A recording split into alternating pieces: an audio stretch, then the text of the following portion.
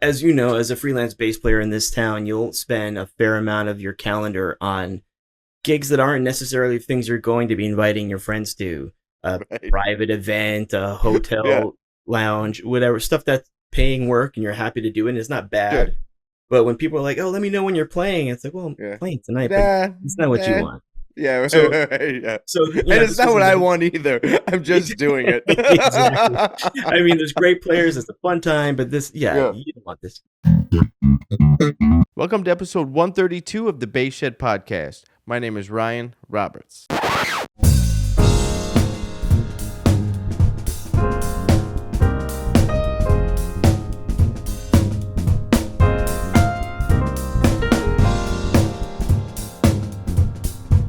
How you doing, folks? Welcome to the Bass Shed here on YouTube. And before we get into the episode, please take a second to hit the subscribe button and hit the little bell so you can get notified about new episodes that come out each week. Folks, if we're connected on Instagram, you might have gotten a personal message from me. On October 26th, the Bass Shed is presenting a Latin music workshop with bassist and producer Oscar Cartaya. Oscar will speak about bass player specific topics of sound production, feel, locking in with the clave, but he'll also speak about Latin music in a much broader sense. This workshop is designed for all musicians of any age level and skill level. The Latin Music Workshop will be live streamed and published on the bassshedacademy.org for later viewing. So if you can't make it but you are interested, please register. Let us know that you want to attend, and you'll be able to check it out at your convenience. Proceeds from the Latin Music Workshop support Global Arts Corporation. The Global Arts Corporation is a nonprofit organization that builds sustainable relationships through music and supports music education for lower income communities. I have a link to the workshop in the show notes, so sign up for the Latin Music Workshop and take your playing to the next level and make a difference in the lives of young musicians. Alright, so there are some folks I'd really like to bring special attention to on this episode. Now, before I get into talking about these folks, I want to apologize upfront to them if I butcher your name in any way. I'm sincerely sorry. So, with that being said, right, with that as the preface, here we go. Here's some special folks. In no particular order, I want to give a special shout out to Lawrence Haber. Check him out, lawrencehabermusic.com. You can also check him out on Instagram with the same handle at Lawrence Haber Music. That is Lawrence Haber Music. To all the folks that run Mike's Bass Corner on Instagram. Now, I don't know if that's just one guy, if like just Mike is handling all that. They put out a lot of content, so I'm assuming there's kind of a team going on over there. If it's just Mike, or if it's the team, thank you to everyone at Mike's Bass Corner. If you're on Instagram, go on over to Mike's Bass Corner, and if you don't already subscribe to that platform and to their channel, check that out, Mike's Bass Corner. All right, and last but definitely not least, Claudia Arroyev. And Claudia, like, your last name was the one I was the most concerned about. I'm sorry. I suck. I'm sorry. Follow Claudia on Instagram at CLAU_ARROYAVE. Check that out. I will have links to all these folks in the show notes below and all the links I mentioned. Each of these folks was very generous to support the Bass Shed and helped spread the word about the Latin Bass Workshop on October 26th. I will have links, again, to each of them in the show notes, and definitely go support these folks. They supported the Bass Shed. The Bass Shed is trying to support the bass community, and they supported what we're doing here. So Lawrence, Mike, and the folks over at Mike's Bass Corner, Claudia, thank you all so much for your generosity, and thank you for supporting the workshop. lemurmusic.com, everything you need for the double bass. Visit lemurmusic.com and shop their inventory of basses, bows, rosin, sheet music, and accessories. If you are in the Southern California area, set up an appointment, stop in, and experience the shop for yourself. lemurmusic.com. Use the promo code THEBASSSHED, all one word, for 10% off. Hi, this is Jerry Jamont. I want to tell you about my upcoming book of bass transcriptions, JJ's Jukebox Volume 1. This is a collection of over 15 of my bass lines in standard notation and tablature. They are accurately done here by Ryan Roberts of the Bass Shed Academy. Each transcription is accompanied by a video where I talk about what was happening during the recording session how I got involved, and how I approach each song. Stop by the bassshedacademy.org to learn more about my book of transcriptions, JJ's Jukebox Volume 1, and purchase a signed copy of my memoirs, Make It Happen. On the episode is Gary Wicks. For listeners that have checked out the early episodes, you might remember that Gary Wicks was my guest on episode number 5 of the Bass Shed podcast.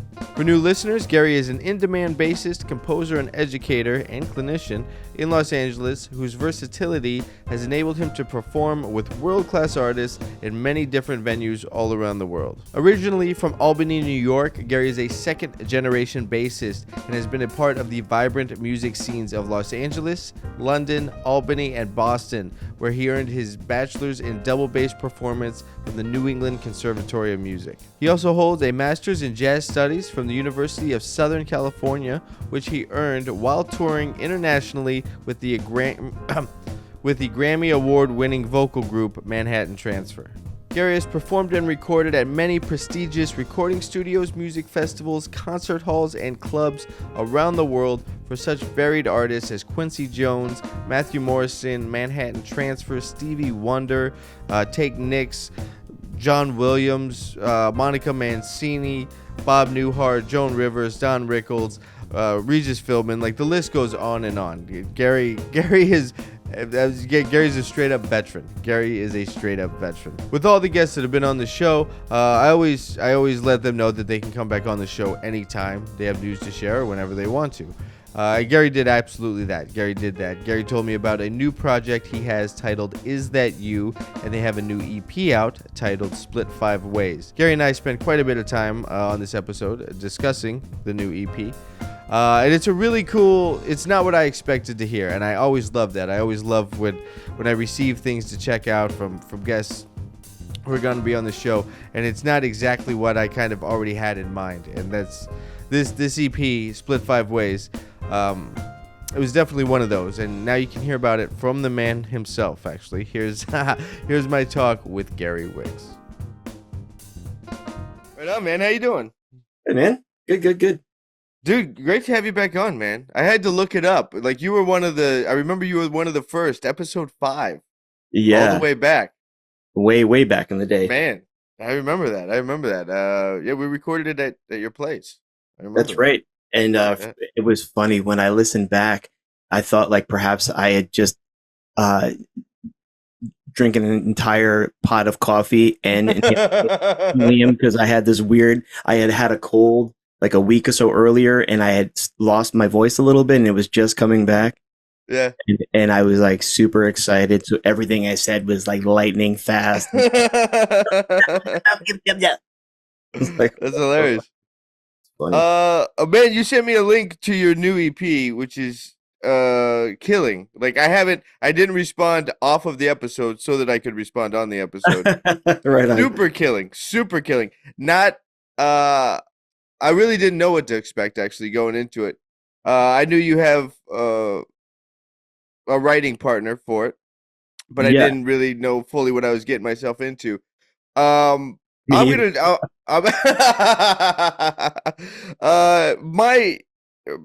first like initial thoughts, like, so when people send me records, like I'm just listening and just like writing down ideas as I'm hearing it or feeling it. So right away, like, I get a 70s cinematic feel. Like, there's a noir quality. 100%. To all of it. So it's the EP. Well, let's rewind. The group is called Is That You? Yes. The EP is called Split 5 Ways. It's a 4-track EP. And I knew it was you and your writing partner, production partner on the project. So again, I didn't know really what to expect as far as instrumentation went. You know, maybe it's like, okay, well, I know Gary plays and Gary plays great, so there's going to be definitely great bass lines on it, but maybe a guy with an acoustic guitar and some piano or something. But it is a fully produced, thick sound, a lot of layers that all work really well together. Like, it's a nice, delicate balance in the production. Yeah, I appreciate that. It's so it's actually 3 of us. It started my friend Tim Ziesmer, who's a brilliant guitar player, great composer, and keyboardist Dan Berkson. And the 3 of us met at NEC years ago. Okay. And Tim has sort of helped kind of guide me with my venture into production music and library album placements and stuff. And in that process, we started spitballing like, hey, we should collaborate on something. Yeah. And he had this vision of like wanting to do something that sounded very like Ocean's 11, late 60s, early 70s, like spy movie, heist movie. Yeah, exactly. Those are part of my notes. It's either like spy or like cop chase from the 70s. Yep.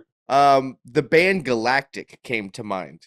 Like there's kind of an acid jazz quality to it. Definitely on the tracks where you play upright. Yeah. Yeah. And so Tim said to me, record some groovy bass lines, some funky bass lines that in that mindset. So I listened to a bunch of stuff to get some ideas and get my head in that direction. And then it was funny. He's like, hey man, where are the bass lines? I'm like, I'll get to it. Yeah, and I was about to head off to a gig and he texted me. He's like, send me something. I said, all right, I've got about 20 minutes. And I quickly Logic, threw this mic in front of my bass and just threw down a bunch of like stream of consciousness, groovy ideas. And of that, 2 of the songs on the EP, the single Butch and Sundance and the last song Split 5 Ways came out of that process where I just started playing something in that vibe, sent it off to him. He picked the ones that he liked the most and started writing to it. And it was kind of born in that mindset of like, you start it, then throw it over to me. And then, and I think, much like you said, you didn't know what you were getting into. It was similar. It was sort of like, let's try something. And it kind of grew from there. And as it was growing and starting to take shape and was like, wait, this is really pretty good. At the time, Tim was in Portland and he started hiring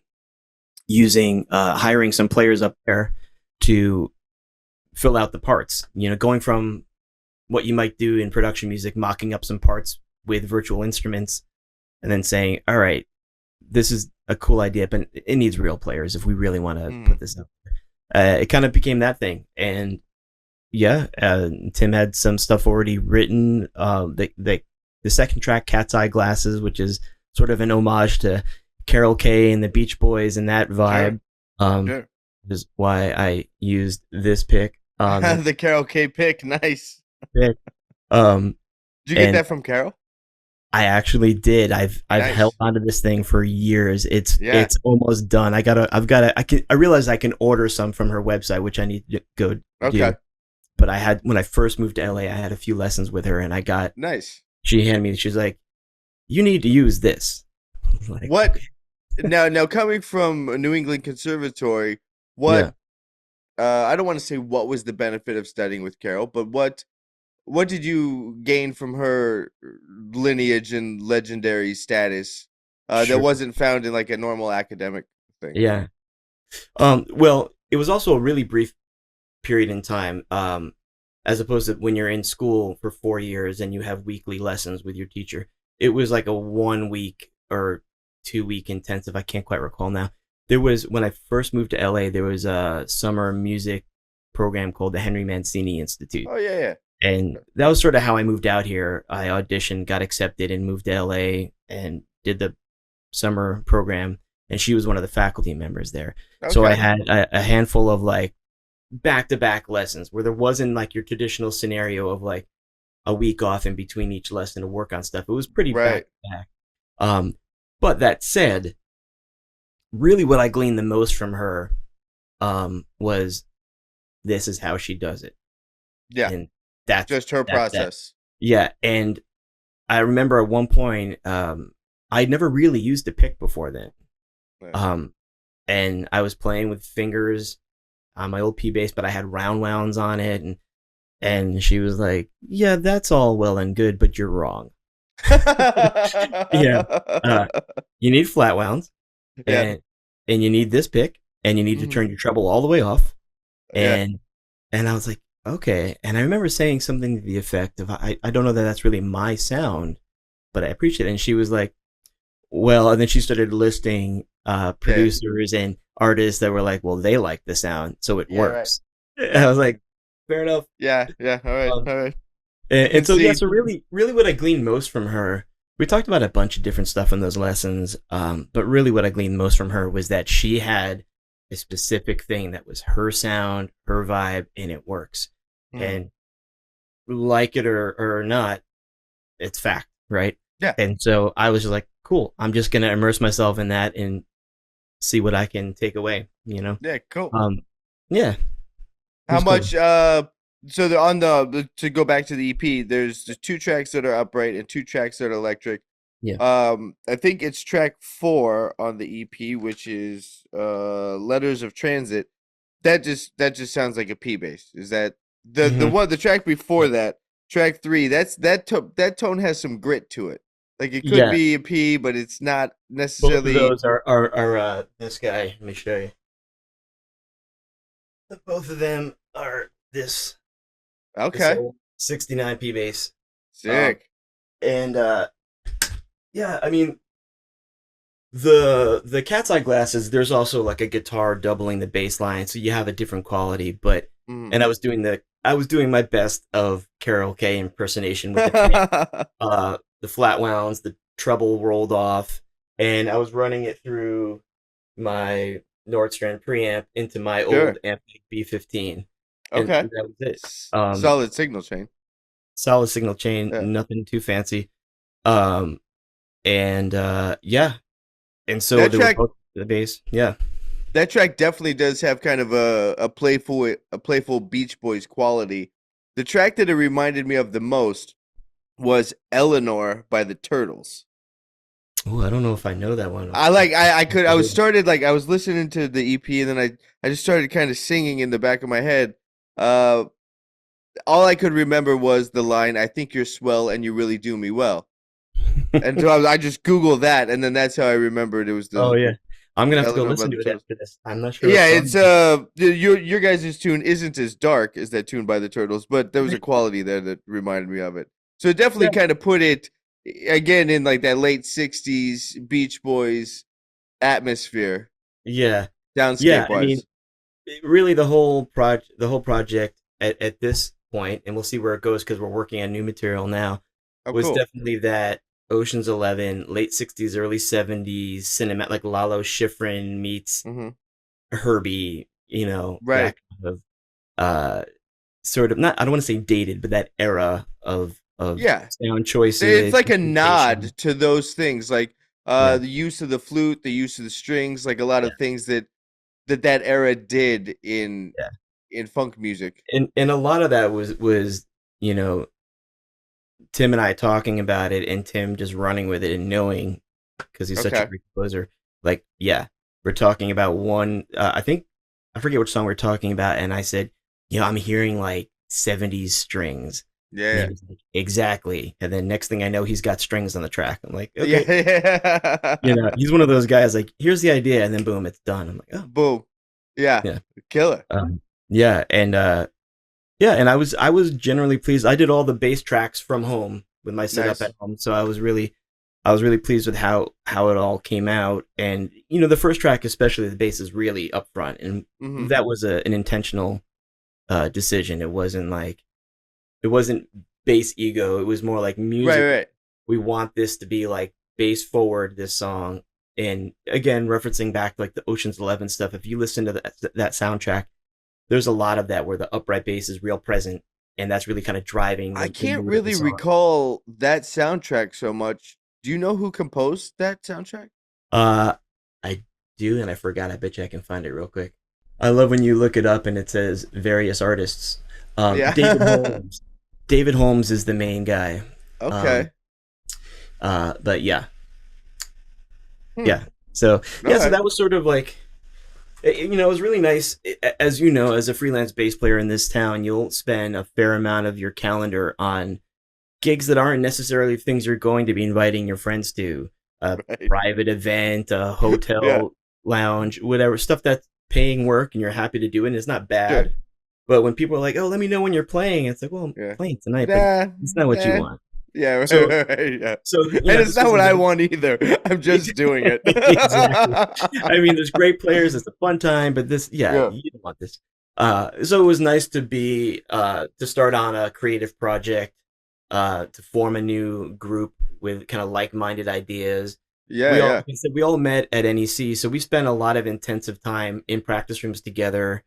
So we're pulling from a lot of the same influences from when we were in those formative years of our brains Sure. still developing musically. I remember very vividly at NEC, this is like the early 90s, the internet was just barely starting, and they had a great music library with tons of stuff you could listen to, and they had these listening rooms Mm. with like multimedia, great stereo, TV, all that. And I remember the group of us went in there and took out a Keith Jarrett trio concert video. Great. And I just remember that very vividly, that experience of a bunch of young music nerds that have just met only a few weeks ago, and we're in all these classes together, playing in Sure. ensembles and grabbing practice rooms and trying out ideas, and then sitting in a room together, listening to these masters and all having this experience together. Hmm. And I think that kind of stuff, those kind of experiences really kind of forms bonds and forms musical mindsets that when we're like to this, we're texting each other all the time, like, and half the time we're sending each other links to an album that we listened to together like 20 years ago. Yeah, yeah, yeah. And like, this still holds up, Right. things like that. And some of the time it's helpful to kind of like draw ideas like, oh yeah, let's do something like this on another tune, and throwing ideas back and forth. So it's really refreshing amongst all the work gigs to Yeah. have a creative project, a creative outlet where it's really like everyone's ideas are respected and welcomed, and like, oh cool, what are you gonna, and to the point where it's like, hey, put something on this, not like I want you to play this thing, Right. here, add something to this and send it back, let's see what we got. Yeah, And yeah. knowing that there's a trust and a freedom to try ideas. And then sometimes it's like, hey, I want you to play this specific thing because I have this idea. Right. Great. But Yeah, it's yeah. a level of trust and creativity. And it's nice to have, at the end of the day, to have a product from that, For sure. like this EP, where you can sit back and listen to the finished thing and say, yeah, cool, this worked. Let's keep Yeah. going, Yeah. And, yeah. In the process of getting into, I don't know if it's a genre, but getting into that soundscape, getting into those, musical ideas. You mentioned you pulled from the Ocean's 11 soundtrack. Did you get exposed to a lot of new music in investigating those sounds and that approach and those feels? Yes. Some of it new music, some of it music I was aware of but never really spent time listening to. Hmm. Um, and yeah, definitely listen to some soundtracks from that era that we were using as inspiration that I had never listened to. And Yeah. how have I never listened to this? This is amazing. And checking out some of these classic composers whose names are on the tip of your tongue. But I was like, yeah, have I ever really consciously listened to a soundtrack by this composer? I don't know, Right. but let me dig in. So yeah, there was a bit of that, which some of which for me was influencing what I might play, and some of it was more influencing the vibe Hmm. that we're trying to create, to keep that in mind as I'm coming up with my parts and ideas, Right. to kind of stay on track. Yeah, Yeah. yeah. Yeah. Yeah. I know you've been getting into some other production work in general, and I know you've been doing string arrangements and record producing. Let's talk about those projects, and let's talk about the album production first, and then we'll come Yeah. into the strings, the string arrangements you've been writing, and some things for film. I Sure. definitely want to talk about the film stuff because of its relationship, like those sounds to the cinematic quality of Yeah. this EP and how those tie in together. But what kind of albums have you been working on in the production chair? This current album with the band Is That You, that's like an artist release, and Hmm. definitely has a cinematic quality. We hope to place it in some I content. feel like But it's got potential for placements yeah. and to be, in a library for sure. Yeah, that's the hope, to kind of for that to not necessarily be to circumvent the library angle and just put out some artist Yeah. content. And if we can get some synchronization, music placements, some sync placements in something, I think it's ideal for that. I've been writing some albums for libraries, some different music libraries, where during the pandemic, when everything shut down and gigs went away, I was scratching my head saying, what am I going to do? This is realizing that I can't solely rely on gigs because look, they all went away. Right. But also I need to be creating still. I can't not be playing. So as much as I said before, like some gigs are just work, there's still a creative outlet. You know, when you're playing standards in a hotel lobby gig and you get to take some solos and explore some songs, it's still a creative outlet.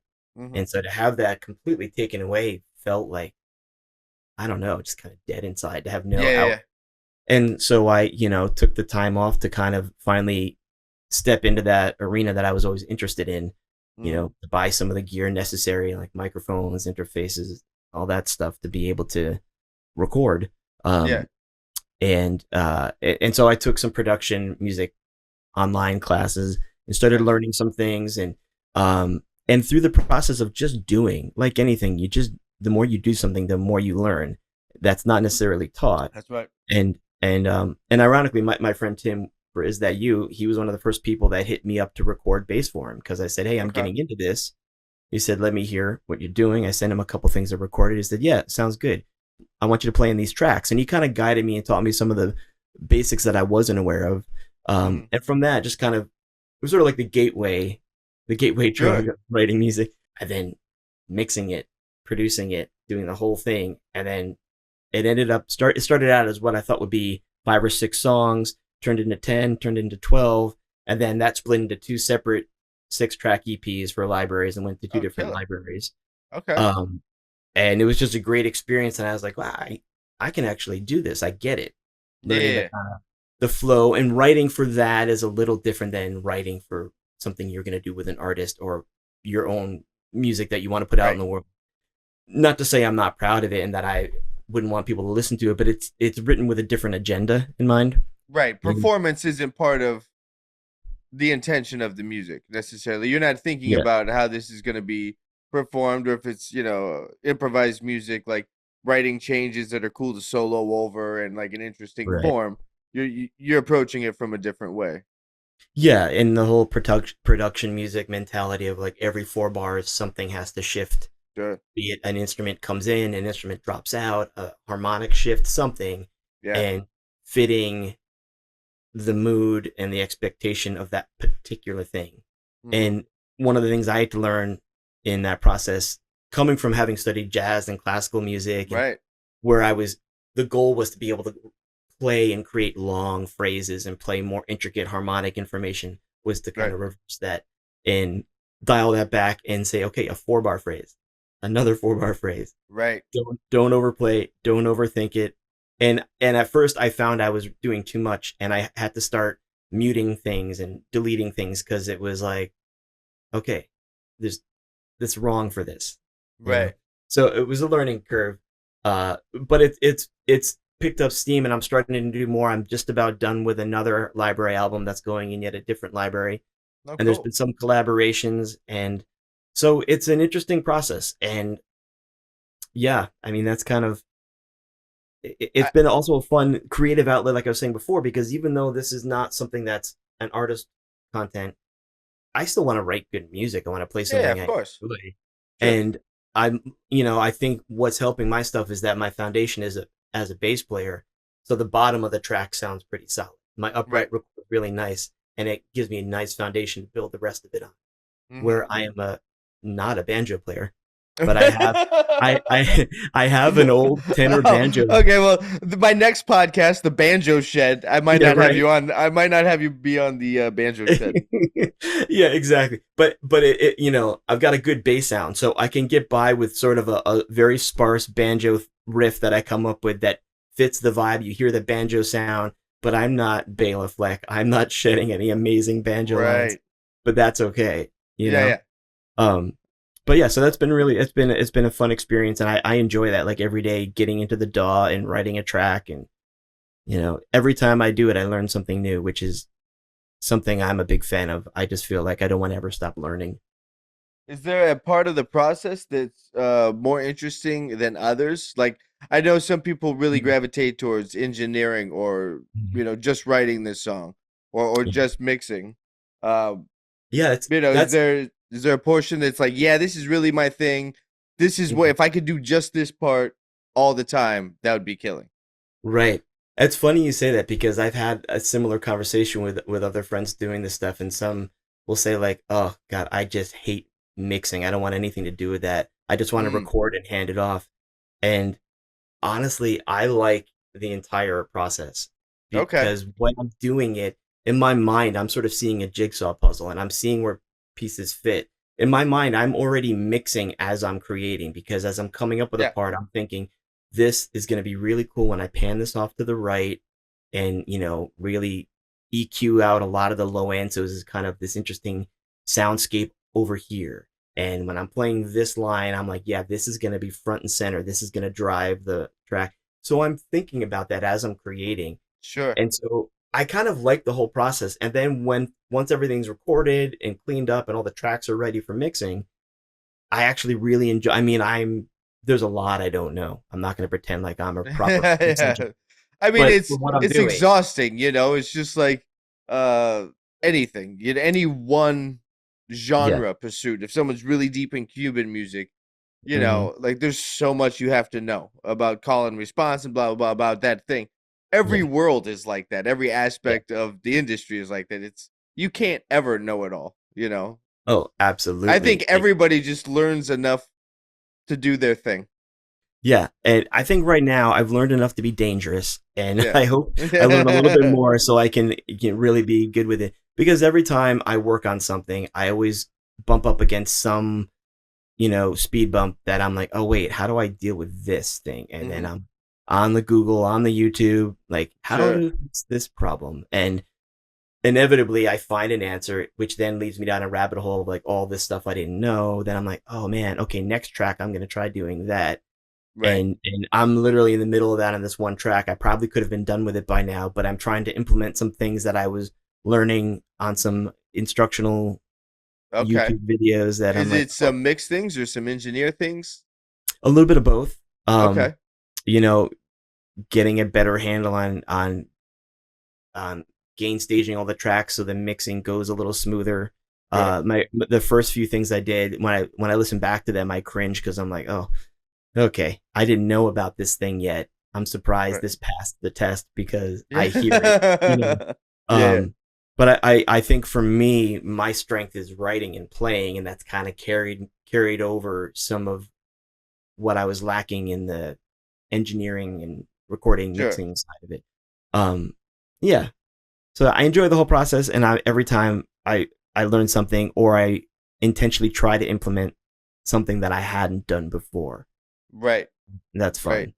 fun. Yeah. How is your experience with writing for library music different than like we spoke yesterday and you were talking about you might have some things coming up in the future Yeah. where you're working on films.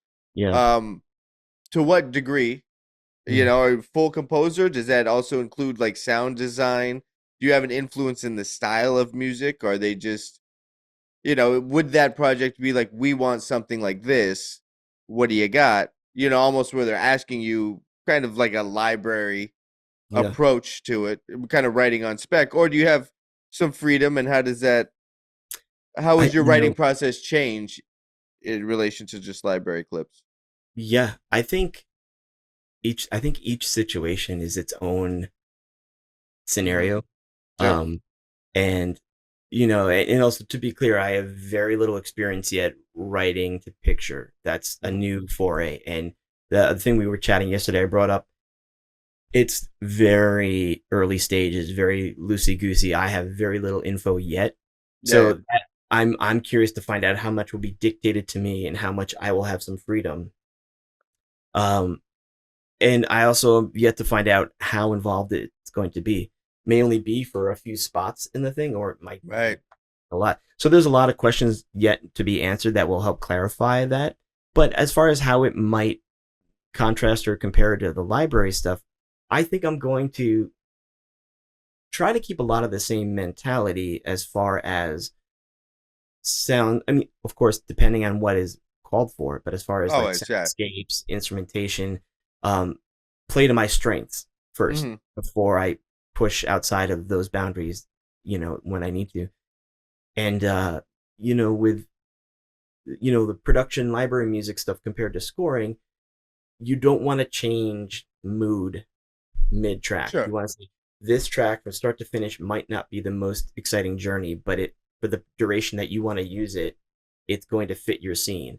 Like if you want for a pensive kind of dark thing, and this starts that way, and then we get to a bridge, and I go to a major key and an upbeat backbeat, all of a sudden I change the mood, and that's not going to fit what you're trying to put it to. So with that stuff, you try to stay one palette for a lot of it. Yeah. Right. Whereas if you have, what the picture is you're going to put it to, right? Then you have more of a guideline as far as like, oh, this is a happy scene throughout, so I'm going to follow that, and I'm going to try to, like any movie you see, you want that music to kind of, lift up that moment, like add to it, right? And so it's like, when you're watching a movie and all of a sudden like a character's walking down the hall and you hear the quiet violins come in with a tremolo, you're like, uh-oh, Right. It's building tension. Yeah, like, so like I wouldn't do that if it's like a scene where like it's a kid's birthday party. Right. So try to like fit what's happening. But yeah, so there's still the jury's out yet. I'll let you know when I find out more. But and I'm just gonna try to play to the strengths that I have and the things that I know that work so far, and start there. Sure. Are there some like when getting into all these different things? I mean, I think it happens for us as instrumentalists. After a while, you start to understand your own sound. Maybe everybody else already understood it way before us. Right. But we eventually start to understand it ourselves and be like, oh yeah, okay, that's just stuff I do. This is like how I like to play. Yeah. This is how I interpret things when I'm playing.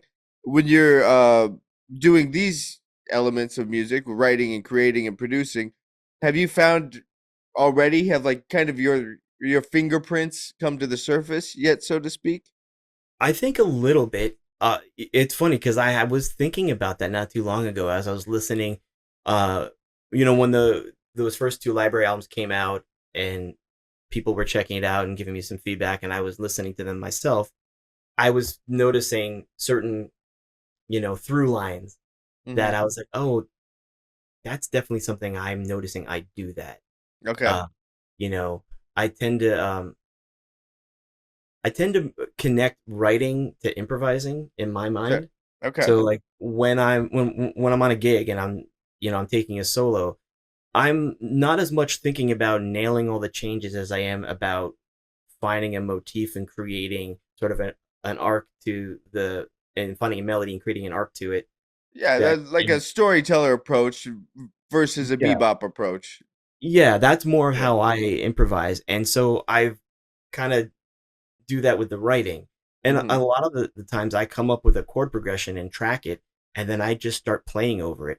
And I'll just record and record myself improvising over it. But I'm improvising with that mindset that I'm looking for a melody, I'm looking for a through line. Yeah. And then I'll listen back to what I've done, and I'll delete the junk, and where I'm just noodling, trying to find, oh wait, I'm in the wrong key. That's the right. and then take the parts that sound like, oh, this could be a cool melody, and play with it and dig in some more, and then retrack it with more of a structure and shape to it. Sure. And so that's sort of been my writing process for a lot of this. Is okay. Unless I right away hear something, it's a connected mentality to the way I approach soloing, the way I approach writing. I'm looking for a melody, I'm looking for a motif, I'm looking for a rhythmic phrase. Sometimes I start it with a particular concept, like this is going to be a 6/8 song. I'm going to do that 6/8 guitar strumming thing. That's where it's going to start. And let's see where it goes.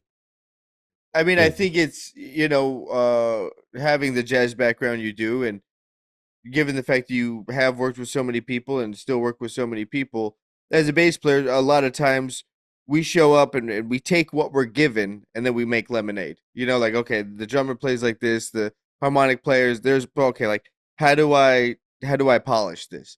So when you have to write and instigate a song from the bass, that's the complete opposite approach. Because now it's not always just like, everybody come to me, this is the thing. Usually we're putting Band-Aids on everybody on the bandstand. Yeah, and it's interesting too, because the Is That You band, some of those tracks started with me coming up Right. with a bass line. Yeah, that's what And I was curious about. And I was intentionally trying to find something that was like simultaneously melodic and pocket. Like I wanted to have a groove, but I want there to be some melodic direction to this line to kind of push. When I'm doing these albums, these library music albums, a lot of the time the bass is one of the last things I record. Yeah. Which is, I never thought that would be how I would do it. I hear that a lot, actually, that the bass goes on after to like kind of, fill in the gaps after the gaps have already been created.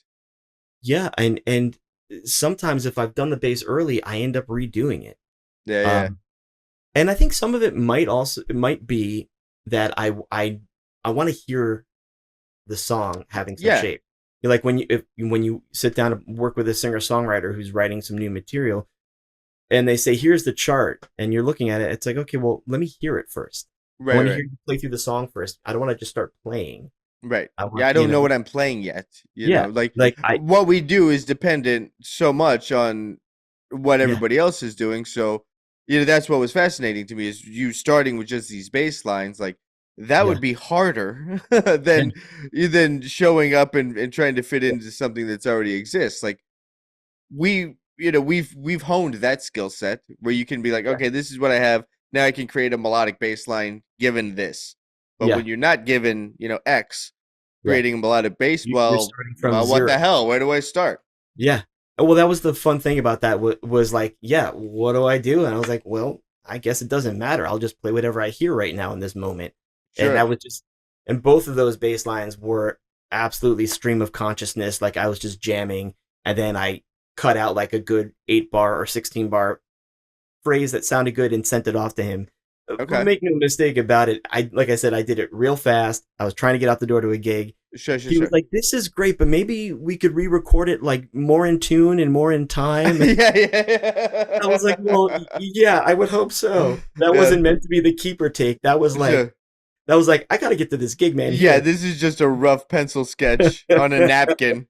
Exactly. Yeah. So so it's like, as much as it started with like, here's the idea, it definitely needed to be cleaned up and re-recorded to be, fit for prime time.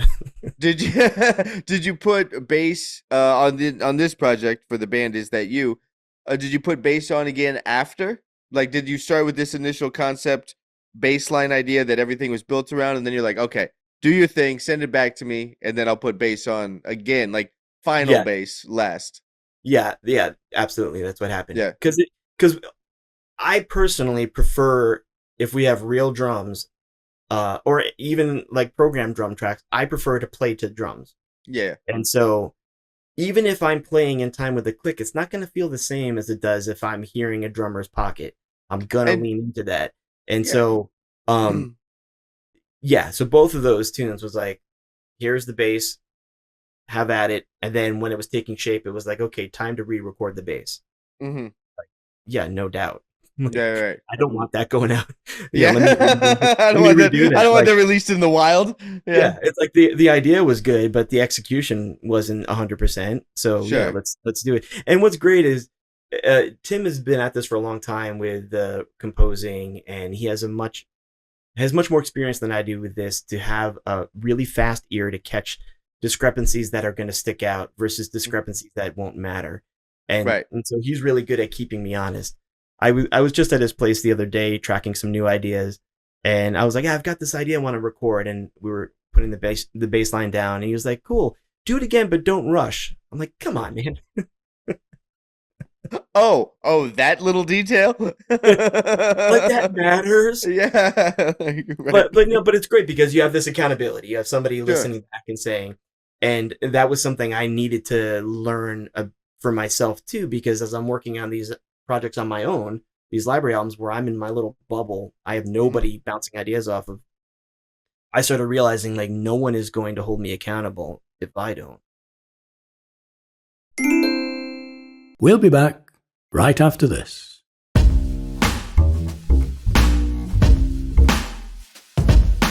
International Society of Bassists, commonly referred to as ISB, is an amazing resource for double bassists. Visit isbworldoffice.com. They support the double bass community in every way imaginable, from sheet music to finding a teacher to getting insurance on your bass.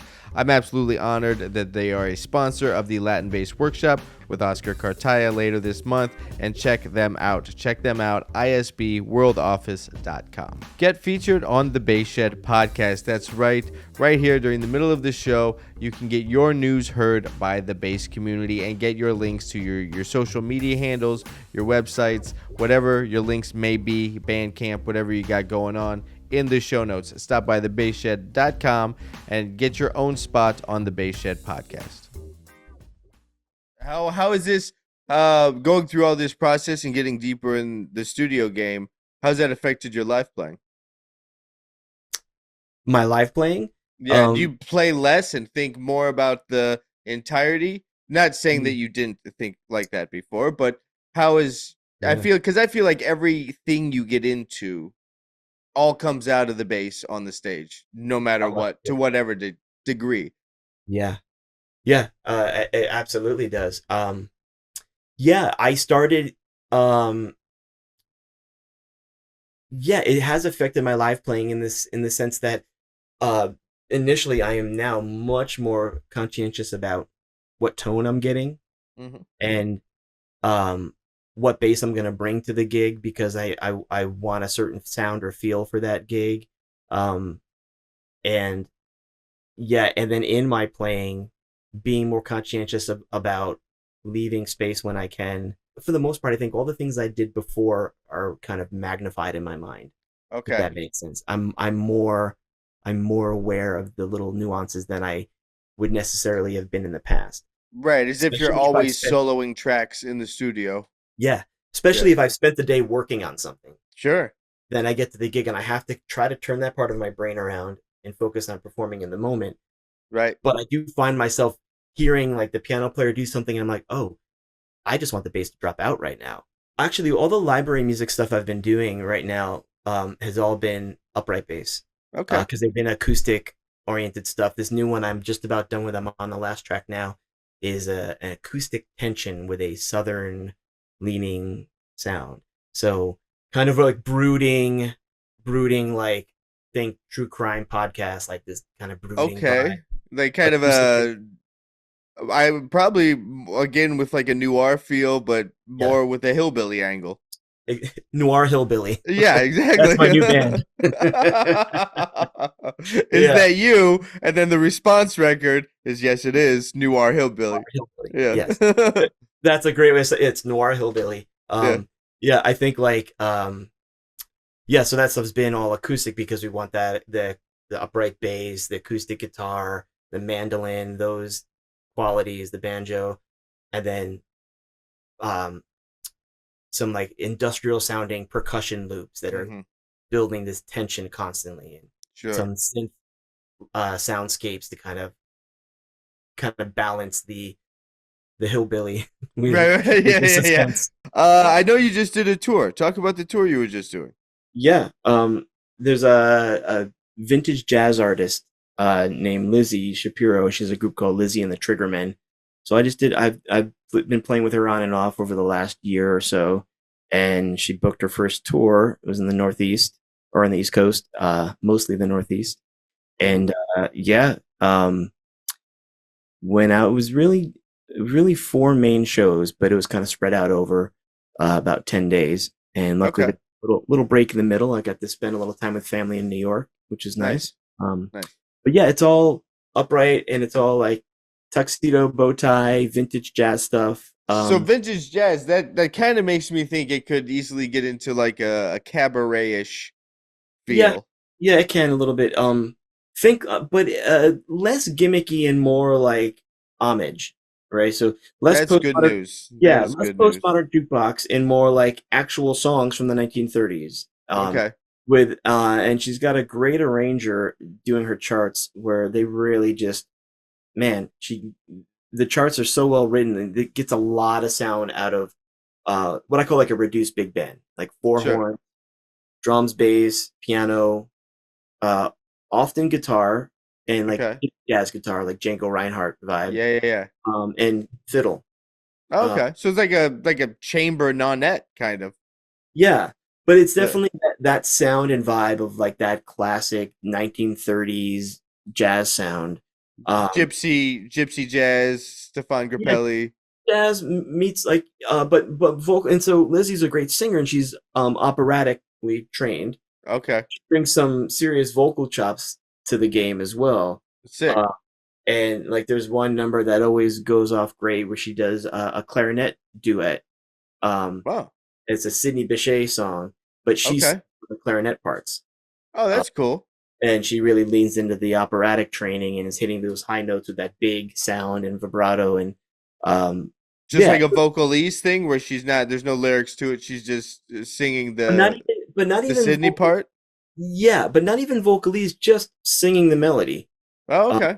It's like I don't even know what syllable. It's just Yeah. I don't know ever how they pick those. clarinet that it sounds like a duet. I mean, it is All good. right. You know, it doesn't sound like, oh, a singer's trying to do this thing. It sounds like, oh, it must have been written to be like this. So she's Right. a great singer. It's a cool group, great players. And honestly, I haven't done any touring since before the pandemic, so it was nice to hit the road again for a minute. Did you were they renting bases for you? Did you Yeah. have a road base? I do have a road base, but the travel between cities was such that Right. bringing an instrument was going to be problematic. There wasn't going to be room for it. And what was ironic is that in 3 of the 4 cities, by just chance, the bass that ended up being available was a blonde K plywood bass, Okay. which isn't that common, Yeah. you know, as far as like there's K basses, but they were all the blonde K plywood. Yeah. What's even funnier about it than that is that was the first upright I played on. Was Oh wow. a blonde K plywood bass. So I was like, this is kind Okay. of Yeah. alternate reality where I'm back on the first bass I played on. You mentioned you're still working on new material for the group. Is that you? Yeah. Are you guys going about it the same process now that you have a little bit of traction and you got some things across the finish line? Yeah. Are you revamping the process a little bit, or are you sticking with what's similar. been working? It's similar. The main difference is that Tim has relocated to Los Angeles. So when we Okay. started he was in Portland. So Right. it definitely everything was remote. And Dan, the keyboardist, is in Oakland. So everything was just flying tracks back and forth. Right. Now that Tim's here, I've been going over to his place some fairly often and just trying out ideas, and I'll Cool. just bring whatever bass I feel like bringing that day, and we'll see what we get. Perfect. It's a little more real-time collaborative this time round, where we'll sit down and try some ideas. But again, it is still a similar scenario of collaborating, and he'll send me revisions like, what do you think of this? Check this out. And usually I'm just like, cool. Yeah. Sounds great. Like, Yeah. run with it. I love Right, it. so it's Tim, if I remember, let me make sure I get the personnel in the band correct. Tim is the film guy. Yeah, he's the or- guitarist. He's the guitarist. And which one's the composer? But that's Tim. He's Tim is the guitarist and guitar player and composer. Okay. Yeah. And then who's the third guy? So Dan Berkson is the keyboardist. Dan Berkson. Okay. And we'll see. I would love to see Dan contribute some more writing elements because he's got some great stuff going too. We're fortunate on one hand with the technology to live in an age where we all can, if you have access to the equipment, you can have a viable working recording setup in your home and be able to like send pro quality stuff back and forth. And into that end, like I was saying before, when the whole pandemic hit, I had to kind of rethink what I was doing. And I made the decision to invest in some recording equipment and start down that road, which was initially just about recording bass, but went down that rabbit hole, like I said, of writing and recording virtual instruments and the production. Yeah. But from that, I've actually gotten some decent work recording myself as a bass player. I've now played on a few film scores that I literally tracked right here in this room. Where that wasn't when I first moved to LA what I thought would happen. Yeah. If someone told you were going to be doing that job, you would never have thought this is how it looks. Exactly. Yeah. Like recording something in my pajamas and then then seeing it on the big screen and then like, That's funny. I know Eh, that scene. right. I remember I was literally in my pajamas. I had, I had Yeah. gotten up early to finish this one track, and I didn't even get dressed yet. I was like, let me just do this. So it's a trip. On the topic of having a home studio, what mic are you using for your acoustic upright? Oh yeah, Just because there's so much information out there. YouTube is flooded with shootouts and this. What mic do you use and why that mic? yeah. So, I always record with two mics, Mm-hmm. um, and the main mic that I use as sort of like the the foundation, and everything's going to build around this is probably can't see it, but it's in the bridge of the bass, and it's by a company called Remic. All right, here we go. Oh, right. Okay. Yeah, yeah, yeah. And so right in where is it? Right in here is the microphone, I see that now. Yeah. foam encasement, and you can sit it in the bridge or under the tailpiece or under the fingerboard where it comes over the top of the body. Okay. And I had heard an interview on Jason Heath's bass conversation, Yeah. where he interviewed the mic maker, and he was talking about how he interviewed different luthiers, and that he makes instrument-specific mics. So he has a bass mic, a cello mic. So instead of like, Okay. here's a great DPA clip-on mic, no, Right. here's like this is the bass microphone, and this is the Right. cello microphone, so on and so forth. And I was so curious from that listening to that interview, and I hit them up and got one, and now I'm one of their endorsees, and I use this mic on everything I do with my upright. I've gone to sessions in other people's studios where I've brought this, and I said, just take a signal from this. You don't have to use it if you don't want to. Yeah. But what's But nice, you'll thank me later. Yeah. and they always do. I did one session for a composer where he told me later on that he had this nice mic he put in front of my bass. He messed up something on his preamp that he went through, and he had a wrong setting picked, and he didn't catch it because he was playing while we recorded. Okay. And because I brought this, I saved the session because he was able to Nice. use this signal. But what's really nice about it, the two things I love about this mic is that it's really transparent. There's no Okay. color. It literally sounds exactly like my bass does if you're standing in a room listening to it acoustically. There's no like boomy low end. There's no weird finger noise. It's just super transparent. Right. And because it mounts on the bass, I can move when I'm playing and not worry about whether I'm going to have any signal loss or phase weirdness because I moved off the mic for a moment. It's really nice. I love that mic. I start with that. And then this is a mic. I'm going to turn it away so you can see it. What do we got here? Okay, I mean, it looks like it's a large diaphragm condenser, right? Yeah, it's this company called Roswell Pro Audio. And Okay. this is they call it their Mini K87. So it's Okay. like a U87 clone in a small body. Right. And so I love pairing these two mics together because this one gets this does color the sound a little with kind of like a silky sheen to it.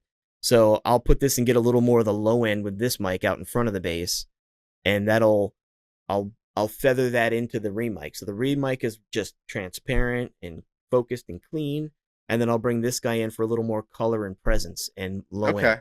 Right, and get a little bit more of the air moving from in front of the bass and not just the vibration of the top that the Remic's picking up. Yeah, and it's nice for catching the low end because I like putting the Remic in the bridge. I feel like it's a nice balance. Okay. But it doesn't catch as much as the low end as I would like. It's fine by itself. What about versus the tailpiece? Like, I'm sure you've experimented with putting it between the fingerboard and the neck, like the upper bouts. The tailpiece would definitely get more of the low end. For me, I found the sound in the bridge, and this is again on my bass. Sure. Your bass will be different, right? With your strings, your hands, and on its Tuesday at 1:13 p.m. Like it's every It was much more balanced. And it's funny you say that because like on the Is That You recording, the first track, Butch and Sundance, I think we just got a great bass sound. And yeah, that's a really good bass sound. I think I had a good day that day with my mic and my gain staging. I had a good day, and it gave the engineer a lot to work with. That's actually a fascinating topic and something to address, and like your time having to address it might inform folks. Getting consistency from the home recording situation. That is I have it pretty decently dialed in now, but there are some variables that'll just never change.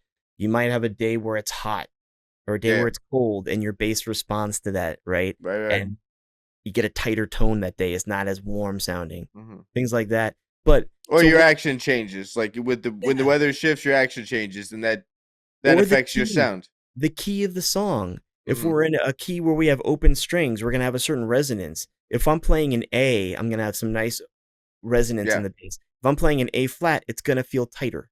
Right.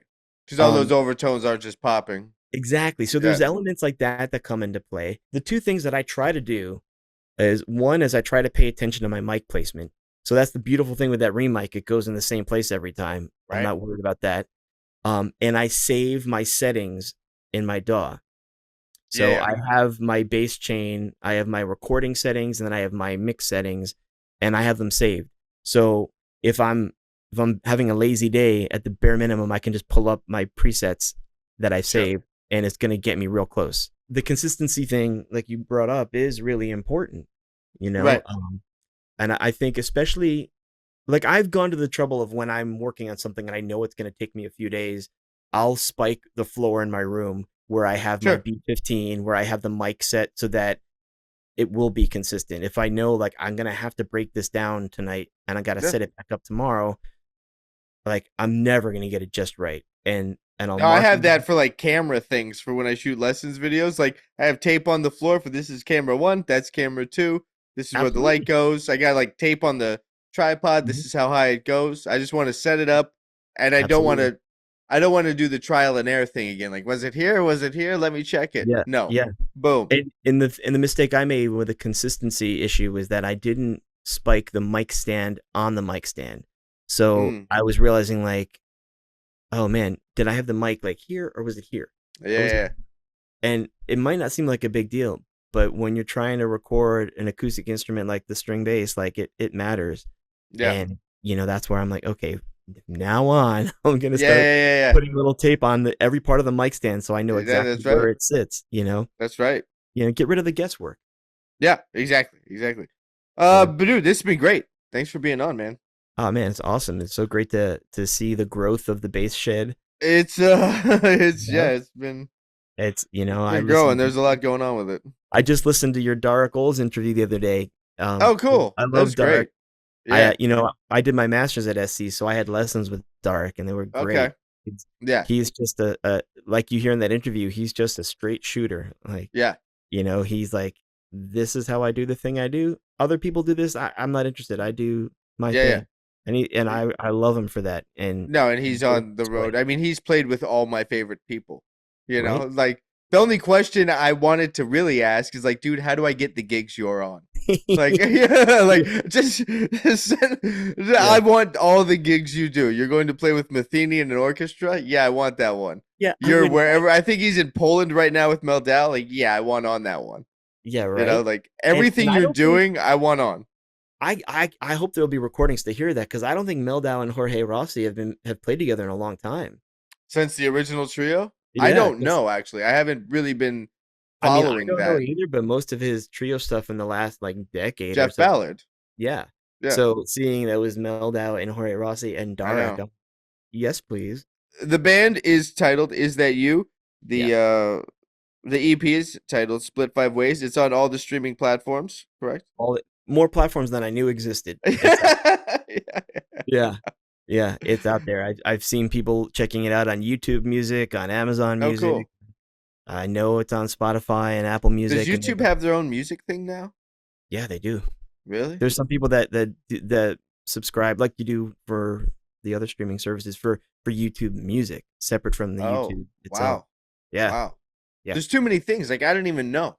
Yeah, it's ridiculous. So, one, I don't know where to put stuff. Two, I don't know where to go to check out other people's stuff. Yeah. Well, you know what's kind of cool is when you do a release like this, because I have something of my own that's just my own that I'm looking to do in the next release in the next year. Sweet. And now I've learned about this through this project, that there's a couple companies. We use one called DistroKid, and what's great is that they take care of all of that. You upload your content, you set some of the parameters, like I want this release date, so on and so forth. and then they do the rest. They push it, and then they let you know when it's on deck at these different streaming platforms, ready to go. And it's like, great. Yeah.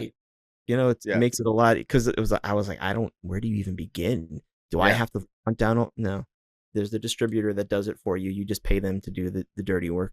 Right. And I'm glad I've kind of learned the process. Because I grew out of the pandemic project experiences. I have a bunch of bass vignettes I recorded that I'm going to put out there once I'm done cleaning them up. Oh, sweet. Yeah. It was improvisational based concept. A little bit listening to Darek's interview, I was kind of chuckling because I did a similar thing, but but more where I just sat, it's half electric, half upright, where I just sat down and played stream of consciousness, came out some ideas, and then picked the best part of it, isolated that, and then built around it. And and my only rule I set with myself is that the only instrument I can use is a bass. Yeah. Anything else you hear, any percussion, anything, it's me playing on the bass. Everything is bass. Okay. So so that's an interesting thing. So you know, I'm looking to finish that up. It's one of those things that it's like when I have time, I go back and do a little mixing and editing, and there's not a lot to mix. It's not too much to it, and it's more of like I just need to say to myself, okay, here's your end date, be done with it. Right. You know? Right. Because the longer you sit on something, the more you revisit and think, well, I could redo that. And Or when there's no end date, it's like, okay, I'll get to it. I'll get to it Thursday, and then it's Saturday, and you're like, oh, damn it. Okay, this Thursday. Yeah, I got the same hole in the schedule I'll get to, and it just, you never really do. Well intended, but life happens. The spirit of the idea was for it to be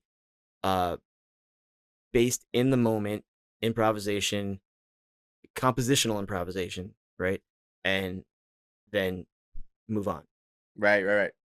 Some are more sparse than others, some are shorter, some are longer, but that was the whole idea. And so to go back and redo anything would kind of go against the whole concept of it. Sure. Like, it's supposed to be like warts and all. Like some of it, is not going to be perfect, but that's kind of the idea.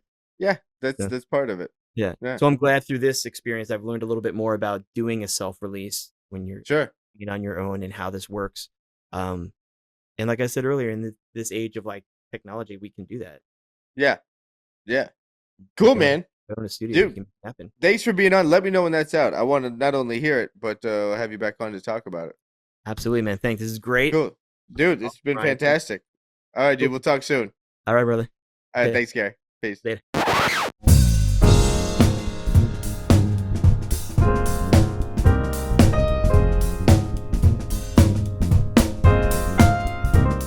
Yo, this is Craig Gash. Subscribe to the podcast. Follow us on the Instagram, the YouTube. Leave us a comment. All right. That was my talk with Gary Wicks. Again, the group is called Is That You, and the EP is titled Split 5 Ways. There is a link in the show notes below, and you should all go listen to that. And when I say that, I mean like right now. Like you should all go listen to the EP right now. Like I'm signing off so you can go listen to it. All right, that's it, folks. I will catch you on the next one in a minute.